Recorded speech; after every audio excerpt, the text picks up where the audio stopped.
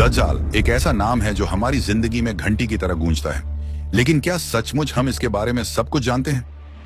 आज हम इस वीडियो में दज्जाल के बारे में विस्तार से बात करेंगे, उसकी असली पहचान और उसके आने का क्या मतलब है। दज्जाल इस वक्त कहां है और दज्जाल का आना कैसे दुनिया को बदल देगा और हम उससे कैसे बच सकते हैं, इस पर एक गहरी नजर डालेंगे।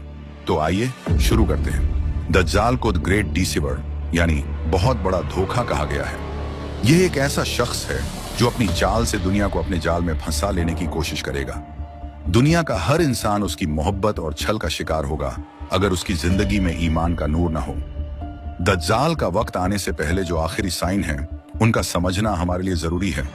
दज्जाल का जिक्र हमारे प्यारे नबी मोहम्मद ने अपनी हदीसों में किया है। हर मुस्लिम को दज्जाल के बारे में जानकारी रखना बहुत जरूरी है ताकि हम उसके फितना से बच सकें। इस वॉइस ओवर में हम जानेंगे दज्जाल के बारे में, उसके आने वाला वक्त, उसके बाद दुनिया पर क्या असर होगा और कैसे हम अपने ईमान को बचाएंगे। दज्जाल की शक्ल का जिक्र कई हदीसों में आता है। रसूलुल्लाह इस्सावीस ने कहा था कि दज्जाल एक आदमी की शक्ल में होगा, लेकिन उसकी एक आंख बंद होगी और दूसरी आंख खुली होगी, जो कि बिल्कुल एक खुला हुआ गाला दिखाएगा। दज्जाल का रंग भी खास होगा। अक्सर हदीसों में उसके बारे में कहा गया है कि वह लाल रंग का होगा और उसके बाल भी काफी बदलेंगे। रसूलुल्लाह ने अपनी उम्मत को दज्जाल की शक्ल और उसकी खूबियों से पहले ही वाकिफ कर दिया था, ताकि अगर वह कभी अपनी जिंदगी में दज्जाल को देखे तो वह आसानी से पहचान सके। इसके अलावा दज्जाल के दिखने की जो और पहचान है वह यह है कि उसके पास एक इंसान जैसा गड्ढा होगा जो जमीन पर चलेगा। यह गड्ढा उसके चेहरे के पास होगा और उसके चेहरे को देखकर हर इंसान को लगेगा कि यह कोई ऐसा शख्स है जो हमारे लिए असली मुश्किल है। दज्जाल का आना अपने आप में एक बहुत बड़ी निशानी है। रसूलुल्लाह ने कहा था कि जब दज्जाल दुनिया में आएगा तो वह हर एक इंसान को अपनी चाल में डाल लेगा। सबसे पहले दज्जाल का आना एक साइन होगा जिसे हमें सबको पहचानना होगा। इस वक्त दुनिया में फितना, अंधेरे और तबाही का सामना होगा। दुनिया की हर नई और तमीज उससे बदल जाएगी। दज्जाल का आना एक फितना है, यानी वह एक ऐसी इम्तिहान का सबब बनेगा जो हर इंसान को अपनी जिंदगी के हकीकत का समझने पर मजबूर करेगा। इस वक्त दुनिया के हर कोने में फितना फैलेगा। लोग अपनी पुरानी सोच और सभ्यताओं को त्याग देंगे और नए तरीकों को अपनाने के लिए तैयार हो जाएंगे। दज्जाल, जो कि इस्लाम की एस्केटोलॉजी में सबसे बड़ा फितना है, अपनी साथ दुनिया को सपने और झूठ के दिखावा लेकर आएगा। वह अपनी चाल से दुनिया के हर शख्स को अपनी तरफ खींचेगा और अपने जाल में लोगों को उलझाकर अपनी तरफ खींच लेगा। दज्जाल का रूल दुनिया में ऐसे चलेगा जैसे एक महान तानाशाह या डिक्टेटर का होता है। वह अपनी चाल से हर इंसान के दिमाग में अपने ख्याल डाल देगा और अपने जाल में लोगों को उलझाकर अपनी तरफ खींच लेगा। उसका मुख्य उद्देश्य इंसानियत को अपने धोखे में रखना है। उसके पास वह सारी शक्तियां होंगी जो एक इंसान के लिए देखी और समझी जाने वाली चीज नहीं होंगी। इस वक्त लोगों के लिए सबसे ज्यादा मुश्किल यह होगी कि वह अपने ईमान और अपने दिल को उसके धोखे से बचाए। दुनिया के हर कोने में दज्जाल का इन्फ्लुएंस बढ़ेगा और वह हर किसी को अपनी तरफ खींचने की कोशिश करेगा। वह हर इंसान को अपनी झूठ और दिखावा के साथ अपनी तरफ बुलाएगा और जो लोग उसकी बात मानेंगे वह उसके नियंत्रण में आ जाएंगे। दज्जाल के शासन के कुछ बहुत बड़े साइन हैं जो उसके आने से पहले दुनिया में नजर आएंगे। रसूलुल्लाह ने इन साइन का जिक्र किया था और उन साइन के जरिए हम उसके आने का वक्त और उसकी ताकत को समझ सकते हैं। पहला साइन जो सबसे ज्यादा प्रोमिनेंट होगा वह है फितना और काओस का बढ़ना। दुनिया का हर इंसान उस वक्त कंफ्यूज होगा और अपनी जिंदगी के फैसले करते वक्त मुश्किल में पड़ जाएगा। हर धर्म, हर समाज में एक नई सोच चल रही होगी और हर इंसान को अपने ईमान पर सबसे ज्यादा टेस्ट होगा। दूसरा साइन जो हमें नजर आएगा वह है दज्जाल का अपने फॉलोअर्स के साथ खड़ा होना। ये फॉलोअर्स उनके लिए एक प्रूफ बनेंगे जो उनको यह बताएंगे कि दज्जाल सच में अपना मिशन पूरी दुनिया में फैला रहा है। ये फॉलोअर्स दुनिया में अपने खुद के सपने दिखाकर लोगों को अपनी तरफ जोड़ लेंगे और यह एक बहुत बड़ा टेस्ट होगा हर इंसान के लिए। एक और साइन जो बहुत जरूरी है वह है दज्जाल का अपनी सुपर नेचुरल पावर्स दिखाना। वह ऐसी चीजों को कंट्रोल करेगा जो समझ से परे हैं, जैसे कि लोगों को अपनी तरफ बुलाना, उन्हें अपनी तरफ खींचना और अपने जो हो जाने वाले एक्शंस को दुनिया के लिए एक धमाका बना देना। दज्जाल के शासन का जो सबसे बड़ा और आखिरी साइन है वह है उसकी तकरार हजरत ईसा अलैहिस्सलाम के साथ। ईसा अलैहिस्सलाम की आने वाली फजीलत और उनका इस दुनिया में वापसी करना वो निशानी है जो दज्जाल की खात्मे वाली होगी। यह जो तकरार होगी वह दुनिया की सबसे बड़ी लड़ाई होगी। ईसा अलैहिस्सलाम का आना दज्जाल को हर हाल में हराएगा। रसूलुल्लाह ने एक हदीस में कहा था, जब दज्जाल अपने सारे फितने से दुनिया को अपनी चाल में डाल रहा होगा, तब हजरत ईसा अलैहिस्सलाम जमीन पर वापस आएंगे। उनकी ताकत और अल्लाह का हुक्म दज्जाल को शिकस्त देगा। ये एक बहुत ज्यादा डिसिसिव मोमेंट होगा जब दज्जाल का इल्जाम सबके सामने आएगा और वह अपनी आखिरी सफर पर जाएगा। अब अगर हम इस पूरी कहानी का विश्लेषण करें तो हमारे लिए सबसे जरूरी बात यह है कि हम अपने ईमान को कैसे बचाएं।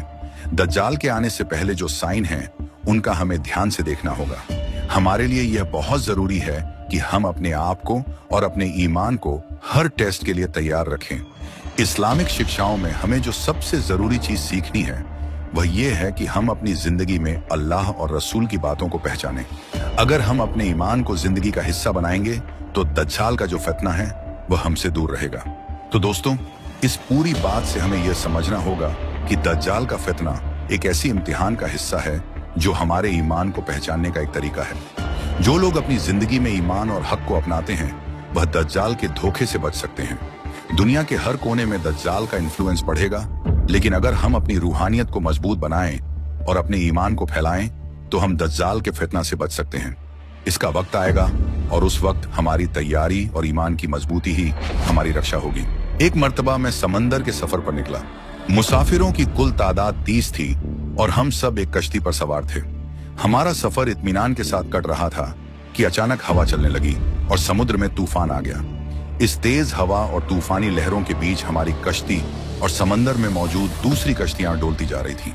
मुसाफिर परेशान हो गए और हर कोई अपने अपने खुदाओं को पुकारने लगा, क्योंकि किसी को कुछ समझ में नहीं आ रहा था कि क्या करें। समंदर से उठने वाली लहरें हर तरफ से कश्ती को अपनी लपेट में ले रही थी। थक हार कर मल्लाह ने भी उम्मीद छोड़ दी और एक तरफ बैठकर चुप हो गया। अब हमें यकीन हो चुका था कि मौत यकीनी है। आस्था और उम्मीद खत्म होती जा रही थी। शाम का अंधेरा और मंजिल का कोई पता नहीं था। यह भी खबर नहीं थी कि कश्ती कहां जा रही है और समंदर की लहरें कब तक कश्ती को सलामत रखेंगी। इस खौफनाक हालत में रात गुजर गई और सुबह की हल्की हल्की रोशनी फैलने से हर तरफ उजाला ही उजाला हो गया। कश्ती के रात भर हिचकोले खाने के बाद किसी को यह खबर नहीं थी कि हम कहां पहुंच गए। फिर अगला दिन इसी हालत में गुजरा और इसी तरह रात के बाद दिन और दिन के बाद रात आती गई। हमारी कश्ती समंदर में फंसे हुए पूरे 30 दिन गुजारने के बाद एक दिन अचानक 30 दिनों के बाद मुसाफिरों को दूर से ऐसा नजर आया जैसे कोई द्वीप समुद्र में खड़ा हो। 30 दिन से मुसीबत में फंसे हुए मुसाफिरों को यह दृश्य देखकर उम्मीद की एक किरण नजर आई और मल्लाह ने पूरी ताकत से कश्ती चलानी शुरू की। कश्ती को तेजी से उस द्वीप की ओर ले जाने लगा। कश्ती में मौजूद मुसाफिरों को यकीन हो गया था कि अब मौत के अलावा कोई चीज नहीं है। उनके चेहरों पर जिंदगी की उम्मीद नजर आने लगी। फिर कश्ती जैसे जैसे करीब होती गई, द्वीप साफ नजर आने लगा।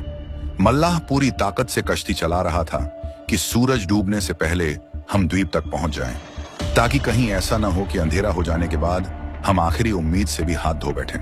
फिर कश्ती आहिस्ता आहिस्ता द्वीप की तरफ बढ़ती रही और जब वह करीब पहुंची तो सारे मुसाफिरों को यह जानकर खुशी हुई कि यह समंदर में एक द्वीप है।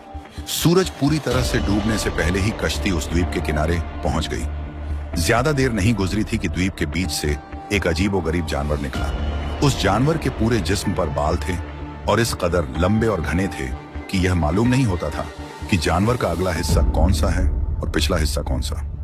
सारे मुसाफिर इस अजीबोगरीब जानवर को देखकर हैरान और परेशान हो गए, क्योंकि उनमें से किसी ने भी इससे पहले ऐसा जानवर देखा ही नहीं था।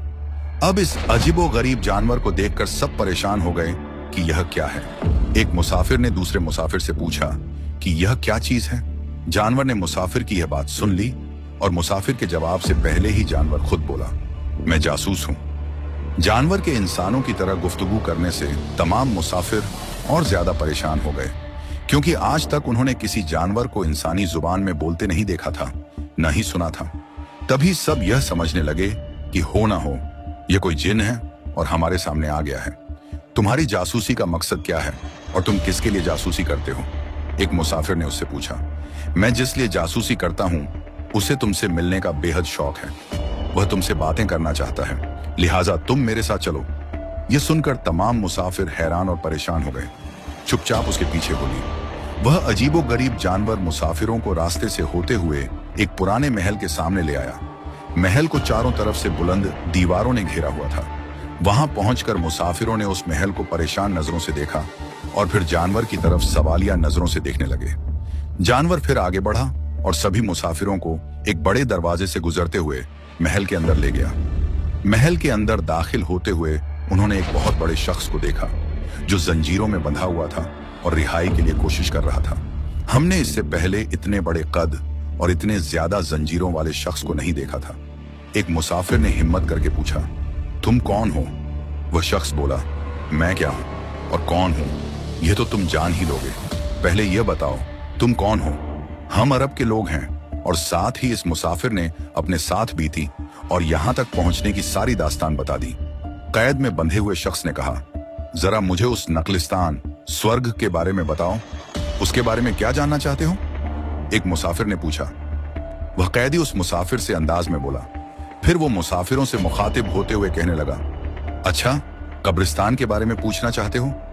मुसाफिरों ने कहा, यही कि क्या चश्मे में पानी है या नहीं, और अगर वहां पानी है तो फिर वहां के लोग चश्मे के पानी से खेती बाड़ी करते हैं? फिर वह पूछने लगा, अच्छा, मुझे बताओ कि उम्मीद के नबी मोहम्मद के बारे में?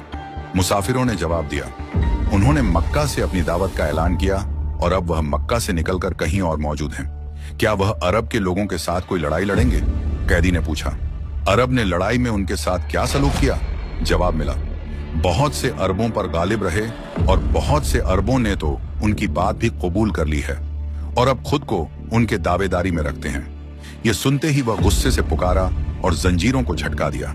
फिर मुसाफिरों को मुखातिब करके बोला, मैं अब तुमको खुद से मुतालिक बताता हूं कि मैं दज्जाल हूं और तुम्हारी बातों से मालूम होता है कि मुझे यहां से निकलने की इजाजत मिलेगी। मैं फिर इसे हाजिर से निकलूंगा और 40 दिन में सारी दुनिया घूमूंगा। दुनिया की कोई बस्ती, गांव ऐसा नहीं होगा जहां से मेरा गुजरना हो। हाँ, मक्का और मदीना में जाना मेरे बस से बाहर है। मुझे वहां जाने की इजाजत नहीं है। मैं इन दोनों शहरों में जाने की कोशिश भी करूंगा तो फरिश्ते मेरे सामने रुकावट बन जाएंगे। उनके हाथों में तलवारें होंगी और वे मुझसे लड़ेंगे।